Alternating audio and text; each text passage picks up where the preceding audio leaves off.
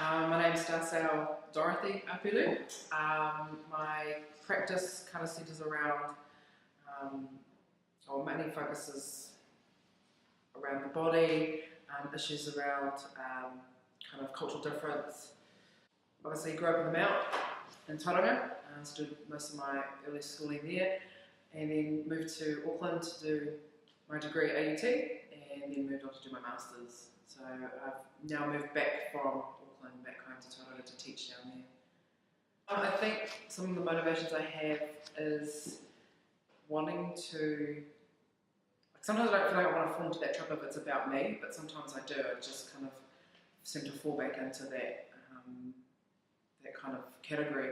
So a lot of the works that I've centred around some experiences, but they also have kind of a wider context for others that also may have experienced those same things, such as this work for the show, also Generation Exchange that I did, where I basically took random people around Patea in Auckland and did a kind of a family history and linking to spaces or linking to places of what home might be. Yeah. So the show kind of originated from Cora kind of just saying, hey, you know, how would you feel about doing something around your dad in terms of remembrance and matariki? And I thought that was an awesome idea. Going through the whole process, it's been really cathartic, a healing process. It's only been, it's been a year and like 2 weeks since he passed. So it's still quite fresh, but in a way that I'm able to kind of process things in a way that's, I think is healthy. I don't know if it'd be the same for others, but kind of the work, there's many facets of the work, so I try to do it about him, but not use his physical form, or kind of use moments in time that were really important, and also around the idea of legacy. So our house is a really important part of that. So the building of it, the constant maintenance. So there's a floor plan of the original house, and basically over time, I think we've been there over 30 years, he's built on that. And he left school really young, he was about 14, so he didn't really have any formal education after that point, so he was just pretty much self-taught, and he was a very determined personality. I think a trait that I've kind of pulled from him is just doing it yourself kind of attitude. And there are parts of the works in the show, such as the vinyl text that speaks to kind of family jokes and moments where they're quite cringe, or the things that your dad says that you're just like, what?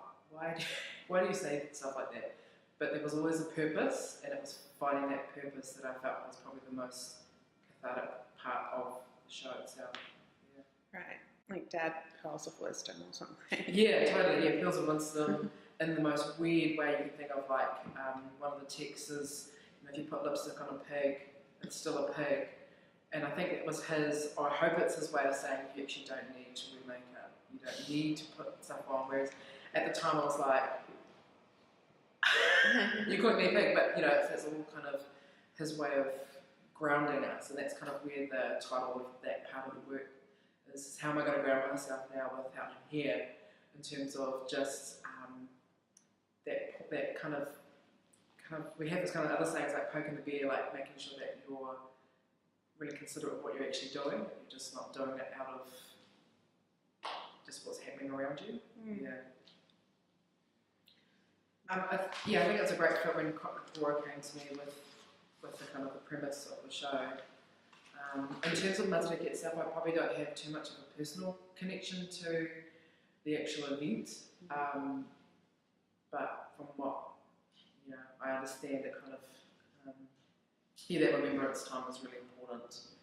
And because it's been a year or something. Because it's been a year, just over, I think. So the date of his death is the 17th of May, so it's, you know, a year and a couple of weeks. But strangely enough, when it comes to remembrance, I think for my family, we're kind of like to do it in our own space, in solitude in a way. So I remember when the day of, I was at work and no one, it was sweet. I just wanted to get on with my day, and that was kind of our mantra in our house. Is like, it's just another day. Mm-hmm. Whereas for some people, they hold on to it really. They want to remember and they want to have that kind of event around it, or some sort of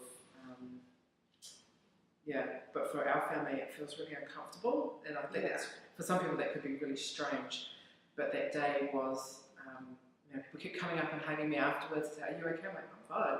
Like, it's just, I just want to treat it like another day because I know that's what he would do.